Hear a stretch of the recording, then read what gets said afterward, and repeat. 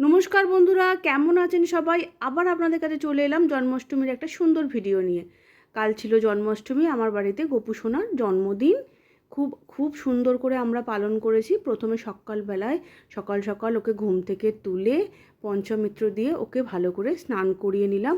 আগেই আপনাদের দেখালাম ওর জন্য কী কেনাকাটা করেছি, কি করেছি। ওকে জন্মদিনে দুটো গিফট দেওয়া হয়েছে। সেটা ওই যদিও নিয়েছে, সেটা হচ্ছে ওর মাথার মুকুট আর একটা কোমরবন্ধনী। আমি সুন্দর করে ওকে স্নান করাচ্ছি পঞ্চমিত্র দিয়ে। প্রথমে ফুল আর গঙ্গা জলের মধ্যে ওকে একটু বসিয়ে তারপরে দই, দুধ, ঘি, মধু, ফলের রস, আমি জন্মাষ্টমীর দিন ওকে একটু ফলের রসও দিই। আমার মনে হয় গোপাল একটু ফলের রস দিয়ে স্নান করতে খুব ভালোবাসে। আর তার থেকেও বড় কথা, ফলের রস দিয়ে স্নান করালে বেশ চকচক করে ওর গাটা। অগরু, সমস্ত গোলাপ জল সমস্ত জোগাড় করে নিয়েছি, নিয়ে ওকে সুন্দর করে স্নান করিয়ে নিচ্ছি। স্নান টান করে ওইদিকে সমস্ত আমি ভোগের জোগাড় করার কেনাকাটা কালকে গিয়ে বাগনান থেকে আমি সব কেনাকাটা করে নিয়ে এসেছি মনের মতো। সারাটা বছর জানেন তো জন্মাষ্টমী আর পুনিতের জন্মদিন, আমার তো দুটো ছেলে জন্মদিনের জন্য আমি খুব অপেক্ষায় থাকি। কি করব না করব সমস্ত প্ল্যান করতে থাকি অনেক দিন ধরেই। আর ছোট্টবেলা থেকেই জন্মাষ্টমীটা একটা অন্য রকমভাবেই আমাদের বাড়িতেও পালন করা হতো, কেননা আমাদের বাড়িতে নারায়ণ রয়েছে তো। সেই কারণে খুব, আমার আইবুড়োবেলার কথা বলছি, খুব ভালো করেই পালন করা হতো।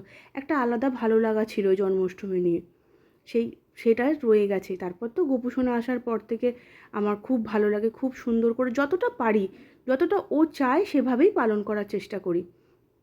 সুন্দর করে ওকে কালকে ওর জন্য গামছাটা আনতে ভুলে গেছি, তাই জন্য একটা আমার একদম নতুন রুমাল ছিল, সেটা দিয়ে ওর গাটা মুছিয়ে নিচ্ছি। ওর যদিও আছে তবু নতুন দিয়ে, আজকে যেহেতু জন্মদিন সবটাই ওকে নতুন দিচ্ছি।